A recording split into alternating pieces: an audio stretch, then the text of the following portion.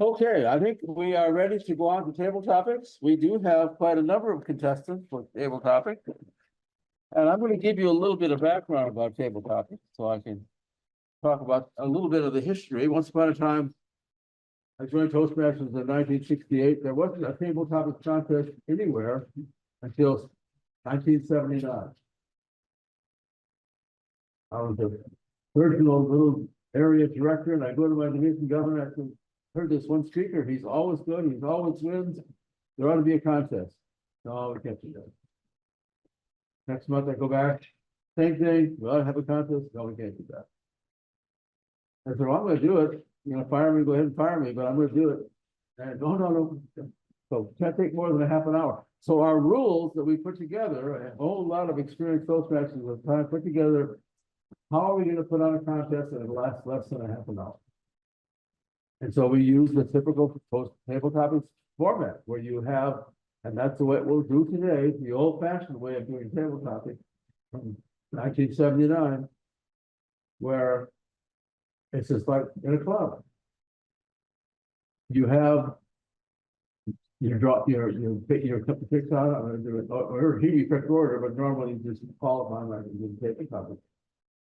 And you're expected to use the word. Part of the rule, do we have a ballot out for table topics? But to get those ballots off the table topics, there's a 20% penalty if you do not use the word of the day. Now, let me read exactly what it says in the interpretation. So as we had to write all the rules and we had to make up the ballot and the whole bit. So by the way, I saw a whole lot of contests before we ever got it all the way to district. We had an area and then divisions, then our division, then two divisions, then three divisions, and finally found this district that did it by 1981. Full 20 points will be awarded for the speaker who uses the word of the day exactly as pronounced, even if the Toastmaster is wrong, exactly as pronounced, exactly as defined by the Toastmaster, and not as a derivative of the word. Remember that, that's important. 20%, as I said, at all those Toastmaster contests I saw, I never saw anybody win who did not use the word correctly.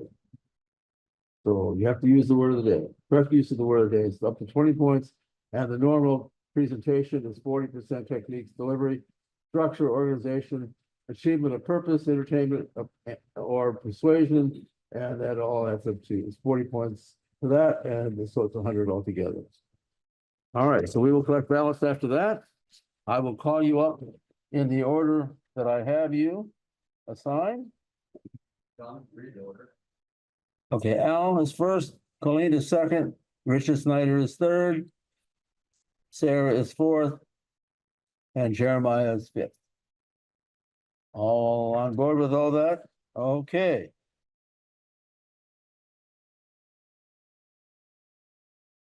Okay, we want to go through the same routine. Okay, here we go. The word of the day. Dynamic. High-powered. Energetic. Vigorously forceful. We have the opportunity to hear some dynamic table topic speaker at this contest. Dynamic. High-powered, energetic, vigorously forceful. We have the opportunity to hear some dynamic speakers and table topic speakers in this contest. Al Batinga. And your topic. A group of your friends and co-workers have selected you as the person most likely to. Why do you think they chose you? Again, a group of your friends and co-workers have selected you as the person most likely to. Why do you think they chose you? Al Batinga. Thank you.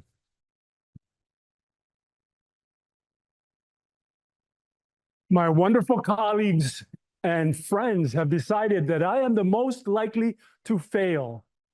Why is that? Well, I was born in a 10-bedroom boarding house in a poor part of Hawaii, where there was crime and alcohol, and I got to learn later on in life that it was a halfway house. So if you can imagine, my mom, my dad, and myself lived in one bedroom in a 10 square foot. There were 10 of those in our house. Amazing place. I learned pornography when I was this age, alcoholism, drugs, and all of that. So my fellow friends, colleagues, since the time I was young, decided that I was most likely to fail. And guess what? I followed that concept. I was the likeliest to fail. When I was, about 8 years old, I led a shoplifting ring with a bunch of fifth graders, believe it or not. And it was an exciting time for me, but I did not know any better because my role models were people who did not do the right things. People were in jail. People were coming in out. Police were coming over to our house and doing all kinds of things.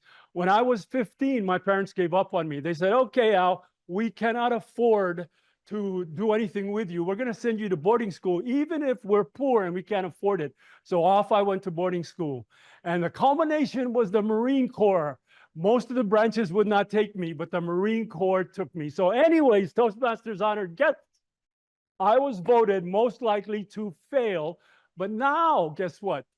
I run a business. I've run several businesses.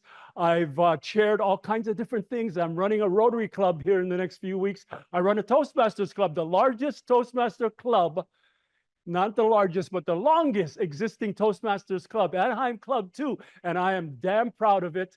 And I'm glad I did not believe them.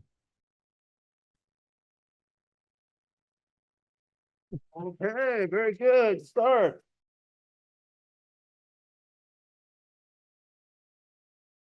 All right, come on out here for your experience. My experience. Remember the word. Dynamic, my dynamic experience. High-powered, energetic, vigorously forceful. You have the opportunity to hear some dynamic tabletop speakers in this contest. The word is dynamic, high-powered, energetic, and vigorously forceful. Your topic. You have been contacted by a traveler from outer space. Tell us what you learned from him, her, or it. You have been contacted by a traveler from outer space. Tell us what you have learned from him, her, or it. Colleen Strong. Thank you.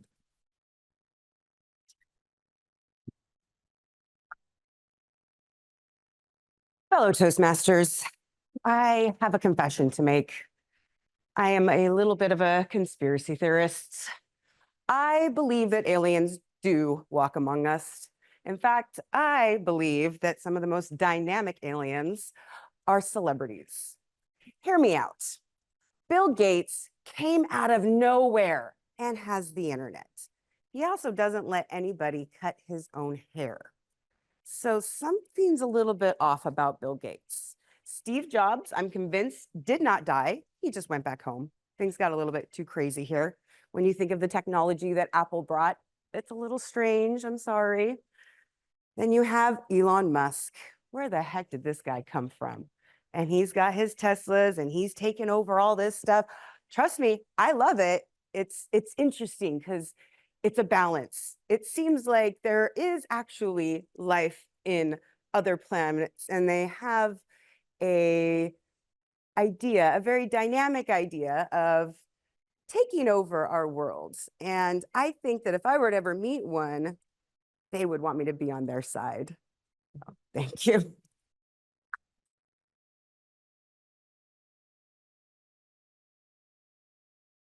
Okay, we'll have a speaker number 3. You obviously have the same word, but we will go over it again. Dynamic, high-powered, energetic, vigorously forceful. You have the opportunity to hear the dynamic tabletop speakers in this contest. Richard Snyder, you discovered last week that you are able to fly, not in a plane or a helicopter or a balloon or wings, just you. How has this affected your life? You discovered last week that you were able to fly, not just in a plane, but or an airplane or a helicopter or a balloon or wings or, no, just you. How has this affected your life? Richard Snyder.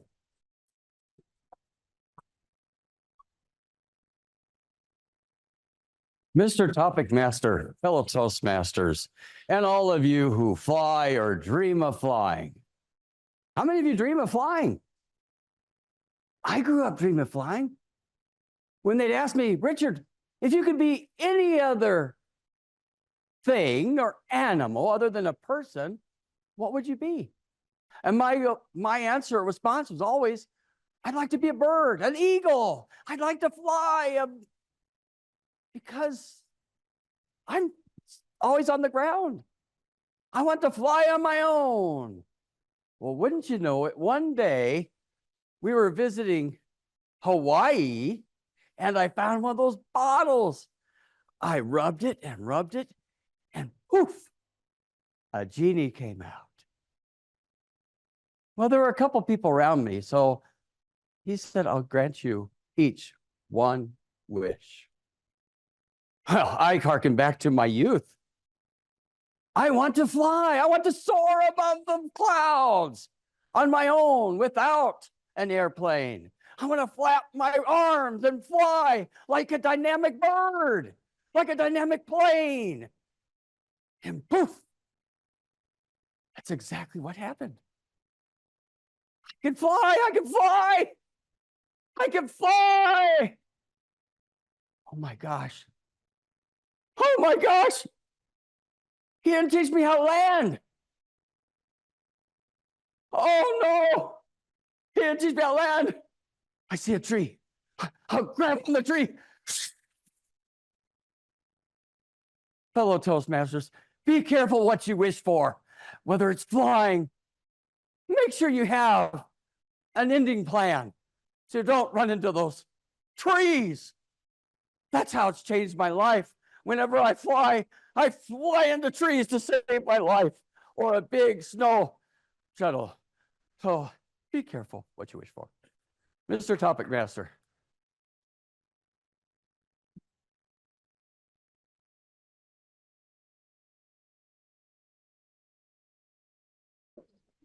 Everybody use the word? High-powered, energetic, vigorously forceful. You have the opportunity to hear many dynamic speakers and table topics today. Your topic, sir, tonight is you have written the juiciest, spiciest, most shocking story of the year, not necessarily true for the National Enquirer. That requires my requirement because I'm not sure the National Enquirer is still around. So a National Scandal magazine. So same thing, the equivalent to the National Enquirer. Give us the inside scoop. You have written the juiciest, spiciest, most shocking story of the year. Not necessarily true for the National Enquirer. Give us your inside scoop, Sarah Tyler.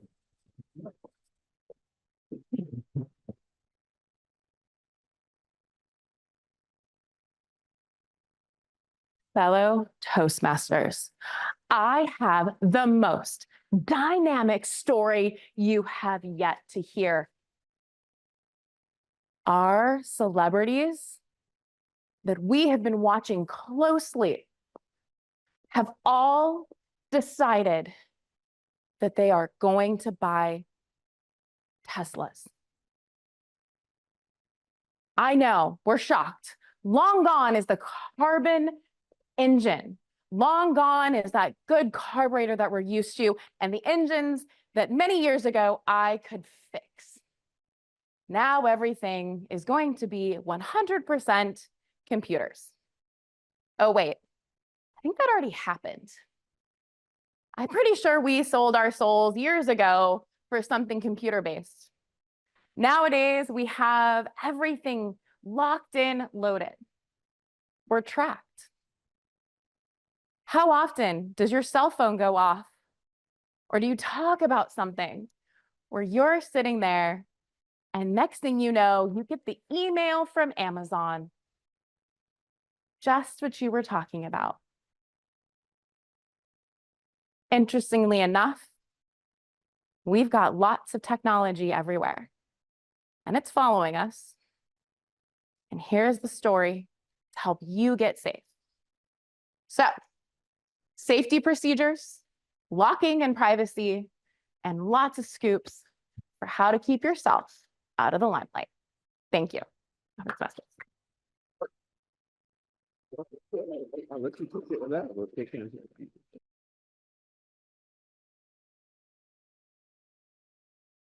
Okay, our next speaker, Jeremiah Lyle. Of course, you know the word is dynamic and high-powered, energetic,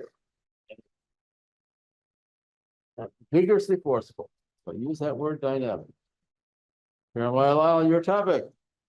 You have discovered the fountain of youth. How did you discover it? And what are the plans you have for its use? You have discovered the fountain of youth. How did you discover it? And what are the plans you have made for its use? Jeremiah Lyle. Thank you so much.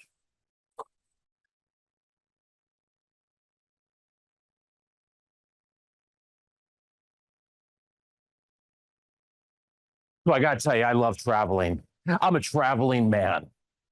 I was in Florida. And I'll tell you, I like to spice my life up a little bit. And when I mean spice it up, I mostly mean take it off. So there I was in Florida, getting ready to skinny dip. Don't worry, ladies, keep it calm. But I'll tell you, as I jumped in this water, all of a sudden, I realized my beard was gone. This dynamic beard that I had is gone. And next thing I noticed, I started getting a little bit younger. And I'm like, oh my God, this is the best thing ever.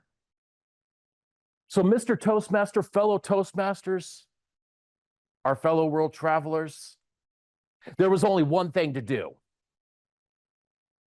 I built a theme park around it. I put Tom Sawyer's Island, I put pirates in one side. I have everything you could imagine. And we're gonna call it Disneyland. And I'm gonna charge you money.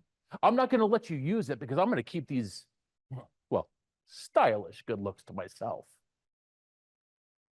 But I'm gonna let you hang around my place and I'm gonna charge you for this because it's gonna bring you in and you're gonna love it.